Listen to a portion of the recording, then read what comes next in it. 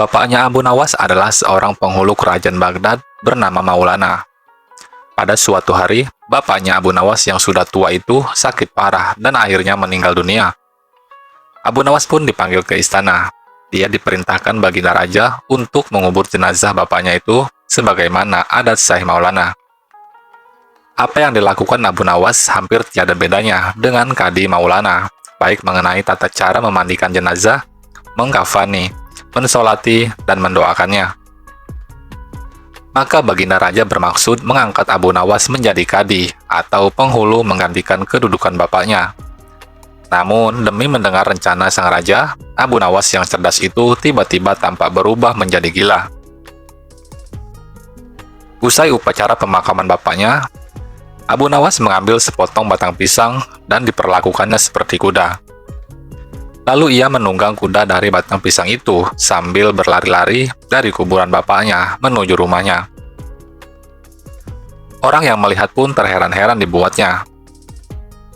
Pada hari yang lain, dia mengajak anak-anak kecil dalam jumlah yang cukup banyak untuk pergi ke makam bapaknya. Dan di atas makam bapaknya itu, dia lalu mengajak mereka bermain rebana dan bersuka cita. Kini semua orang semakin heran atas kelakuan Abu Nawas itu. Mereka menganggap Abu Nawas sudah menjadi gila karena ditinggal mati oleh bapaknya. Pada suatu hari, ada beberapa orang utusan dari baginda Raja Harun al-Rasyid datang menemui Abu Nawas. "Hai Abu Nawas, kau dipanggil baginda Raja untuk menghadap ke istana," kata utusan Sultan. "Untuk apa baginda Raja memanggilku? Aku tidak ada keperluan dengannya," kata Abu Nawas dengan entengnya seperti tanpa beban. "Hai Abu Nawas, kau tidak boleh berkata seperti itu kepada rajamu," kata utusan raja. "Hai utusan, kau jangan banyak cakap. Cepat ambil kudaku ini dan mandikan di sungai supaya bersih dan segar," kata Abu Nawas sambil menyodorkan sebatang pohon pisang yang dijadikan kuda-kudaan. Si utusan raja hanya geleng-geleng kepala melihat kelakuan Abu Nawas. "Abu Nawas, kau mau atau tidak menghadap raja?" kata sang utusan. "Katakan saja kepada rajamu, aku sudah tahu, maka aku tidak mau," jawab Abu Nawas. "Apa maksudnya Abu Nawas?" tanya utusan raja dengan rasa penasaran. "Sudah pergi sana, bilang saja begitu kepada rajamu," jawab Abu Nawas sembari menyaruk debu dan dilempar ke arah si utusan dan juga teman-temannya. Para utusan raja pun segera menyingkir dari halaman rumah Abu Nawas. Mereka melaporkan keadaan Abu Nawas yang seperti orang gila itu kepada baginda Raja Harun al-Rasyid. Dengan geram, baginda raja pun berkata, "Kalian bodoh semua. Hanya untuk menghadapkan Abu Nawas kemari saja, tidak becus. Ayo pergi kembali ke rumah Abu Nawas. Bawa dia kemari dengan sukarela ataupun dipaksa." Si utusan tadi segera mengajak beberapa prajurit istana, dan dengan dipaksa, Abu Nawas dihadirkan di hadapan raja. Namun lagi-lagi, di hadapan raja, Abu Nawas berlagak aneh. Bahkan tingkahnya ugal-ugalan, tak selayaknya berada di hadapan seorang raja. "Abu Nawas, bersikaplah sopan," tegur baginda. "Ya baginda, tahukah Anda?" kata Abu Nawas. "Apa Abu Nawas?" sahut baginda. "Baginda, terasi itu asalnya dari udang," lanjut Abu Nawas. "Kurang ajar, kau menghina aku Abu Nawas?" seru baginda raja menahan marah. "Tidak baginda, siapa bilang udang berasal dari terasi?" kata Abu Nawas. Baginda merasa dilecehkan. Dia naik pitam dan segera memberi perintah kepada para pengawalnya. "Hajar dia, pukuli dia sebanyak 25 kali," perintah baginda raja. Abu Nawas yang kurus kering itu akhirnya lemas tak berdaya setelah dipukuli tentara yang bertubuh kekar. Usai dipukuli, Abu Nawas disuruh keluar istana. Ketika sampai di pintu gerbang kota, dia dicegat oleh penjaga. "Hai Abu Nawas, tempo hari ketika kau hendak masuk ke kota ini, kita telah mengadakan perjanjian. Masa kau lupa pada janjimu itu? Jika engkau diberi hadiah oleh baginda, maka engkau berkata akan bagi dua. Engkau satu bagian dan aku satu bagian. Nah, sekarang mana bagianku itu?" kata sang penjaga. "Hai penjaga pintu gerbang, apakah kau benar-benar menginginkan hadiah baginda yang diberikan kepadaku tadi?" sahut Abu Nawas. Iya, tentu saja Abu Nawas, itu kan sudah merupakan perjanjian kita, kata si penjaga. Baik, aku akan berikan semuanya, bukan hanya satu bagian, kata Abu Nawas yang masih menahan sakitnya. Wah, ternyata kau baik hati juga, Abu Nawas. Memang seharusnya begitu. Kau kan sudah sering menerima hadiah dari Baginda, kata si penjaga kegirangan. Tanpa banyak cakap lagi, Abu Nawas mengambil sebatang kayu yang agak besar, lalu orang itu dipukulinya sebanyak 25 kali. Tentu saja, orang itu menjerit-jerit kesakitan dan menganggap Abu Nawas telah menjadi gila. Abu Nawas meninggalkannya begitu saja. Dia terus melangkah pulang ke rumahnya. Sementara itu, si penjaga pintu gerbang mengadukan nasibnya kepada Baginda Raja Harun al-Rasyid. Wahai Baginda Raja, ampun beribu ampun. Hamba datang kemari ingin mengadukan Abu Nawas yang telah memukul hamba sebanyak 25 kali tanpa suatu kesalahan. Hamba mohon paduka, keadilan dari tuanku Baginda, kata si penjaga sambil meringis kesakitan. Baginda segera memerintahkan pengawal untuk memanggil Abu Nawas. Setelah Abu Nawas berada di hadapan Baginda, dia ditanya oleh Baginda Raja. Hai Abu Nawas, benarkah kau telah memukuli penjaga pintu gerbang kota ini sebanyak 25 kali pukulan? Tanya Baginda Raja dengan sedikit geram. Ampun tuanku, hamba melakukannya karena sudah sepatutnya dia menerima pukulan itu, jawab Abu Nawas. Apa maksudmu? Coba kau jelaskan sebab musababnya kau memukuli orang itu, tanya Baginda Raja.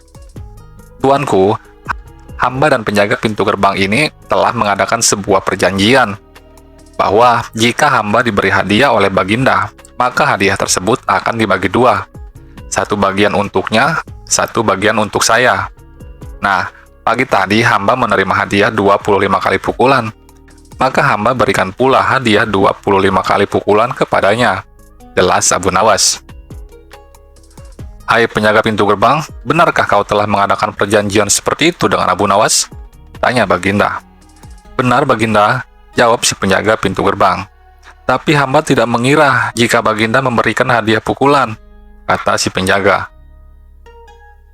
Dasar tukang peras, sekarang kena batunya kau, kata Baginda Raja tertawa setelah memahami semuanya.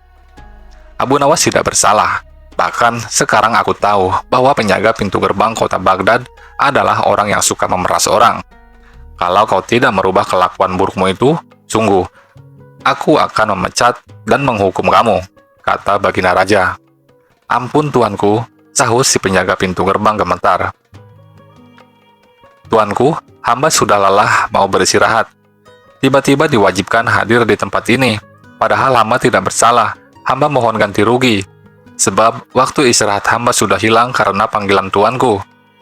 Padahal besok hamba harus mencari nafkah untuk keluarga hamba, kata Abu Nawas melancarkan akal cerdiknya. Sejenak, Baginda terkejut atas protes Abu Nawas. Namun tiba-tiba dia tertawa, terbahak-bahak. Jangan khawatir Abu Nawas, kata Baginda. Baginda Raja kemudian memerintahkan bendahara kerajaan memberikan sekantong uang perak kepada Abu Nawas. Abu Nawas pun pulang dengan hati gembira. Tetapi sesampainya di rumah, Abu Nawas masih bertindak aneh dan bahkan semakin nyentrik, seperti orang gila sungguhan. Pada suatu hari, Raja Harun al-Rasyid mengadakan rapat dengan para menterinya. Apa pendapat kalian mengenai Abu Nawas yang hendak kuangkat sebagai kadi? Tanya Baginda Raja kepada para menteri. Melihat keanehan Abu Nawas yang semakin parah otaknya, maka sebaiknya tuanku mengangkat orang lain saja menjadi kadi, kata sang Perdana Menteri memberi saran. Menteri-menteri yang lain juga mengutarakan pendapat yang sama tuanku. Abu Nawas telah menjadi gila, karena itu dia tak layak menjadi kadi, sahut para menteri. Baiklah, kita tunggu dulu sampai 21 hari, karena bapaknya baru saja meninggal. Jika tidak sembuh-sembuh juga, bolehlah kita mencari kadi yang lain saja, kata Baginda Raja memutuskan. Setelah lewat 1 bulan, Abu Nawas masih dianggap gila. Maka Raja Harun al-Rasyid mengangkat orang lain menjadi kadi atau penghulu kerajaan Baghdad. Konon dalam suatu pertemuan besar, ada seseorang bernama Polan yang sejak lama berambisi menjadi kadi. Dia mempengaruhi orang-orang di sekitar Baginda untuk menyetujui jika ia diangkat menjadi kadi. Maka, tatkala ia mengajukan dirinya menjadi kadi kepada Baginda, dengan mudah saja Baginda Raja menyetujuinya. Begitu mendengar Polan diangkat menjadi kadi, maka Abu Nawas mengucapkan syukur kepada Tuhan. Alhamdulillah, aku telah terlepas dari bala yang mengerikan. Tapi sayang sekali, kenapa harus Polan yang menjadi kadi? Kenapa tidak yang lain saja? Kata Abu Nawas dalam hati.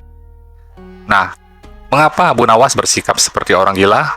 Jadi begini ceritanya. Pada suatu hari ketika ayahnya sakit parah dan hendak meninggal dunia, ia panggil Abu Nawas untuk menghadap. Abu Nawas pun datang mendapati bapaknya yang sudah lemah lunglai. "Hai anakku, aku sudah hampir mati.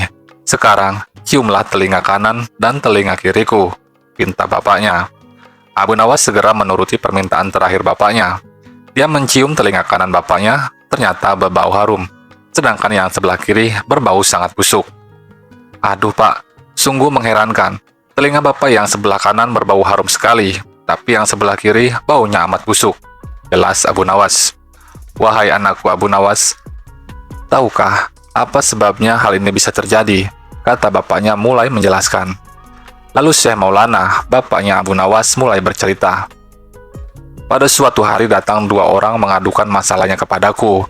Yang seorang aku dengarkan keluhannya, tapi yang seorang lagi, karena aku tak suka, maka tak aku dengar pengaduannya. Inilah resiko menjadi seorang kadi. Jika kelak kau menjadi kadi, maka kau akan mengalami hal yang sama. Namun jika kau tidak ingin menjadi kadi, maka buatlah alasan yang masuk akal, agar kau tidak dipilih sebagai kadi oleh Raja Harun ar-Rasyid. Tapi mau tidak mau, Raja Harun ar-Rasyid pastilah tetap memilihmu sebagai kadi," kata bapaknya. Oleh karena itulah, Abu Nawas pura-pura menjadi gila, hanya untuk menghindarkan diri agar tidak diangkat menjadi kadi atau penghulu yang pada masa itu kedudukannya seperti ingin memutus suatu perkara.